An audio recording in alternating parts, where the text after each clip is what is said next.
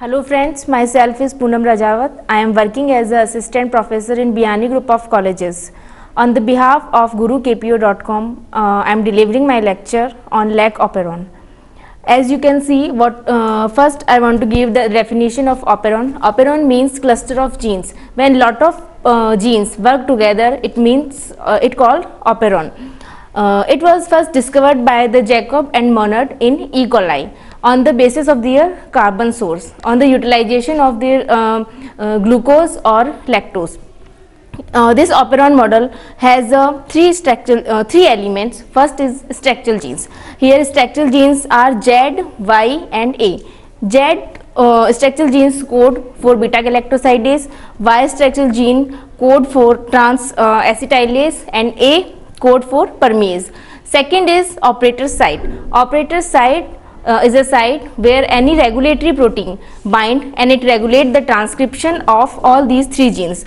Third is regulatory gene. Regulatory gene code for a repressor protein and that repressor protein bind to operator site. Next, here in this diagram, the lac operon is also called as a inducer operon. Inducer, here IPTG and allolactose work as an inducer. Inducer means that enhance the transcription of these structural genes. Here in first diagram, without inducer means there is no presence of IPTG and allolactose. Without inducer, here lac I genes code mRNA4 repressor gene and this made repressor protein. This repressor protein bind to operator site and then it block the transcription of these three Z, Y and A gene. Then there will be no transcription. After that, with inducer, in this inducer repressor like IPTG and allolactose will be present and these repressor inducer will bind to the repressor protein and it change its conformation, and by changing this conformation repressor is not able to bind to the operator site and then RNA polymerase will bind to the P site and these transcribe all these three genes. Now I want to discuss about the role of the CAP, catabolite activator protein.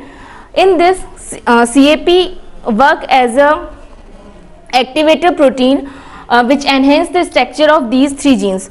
When glucose is present, CAMP when bind to the CAMP, cyclic adenosine monophosphate, then it enhances the transcription of these three genes.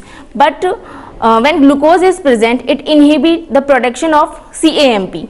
Then these lac operon will be inhibited. But in the presence of lactose, CAMP will be produced and CAMP will bind to CAP protein and this will activate this lac operon. For more detail, please log on to www.gurukpo.com. Thank you and thank you.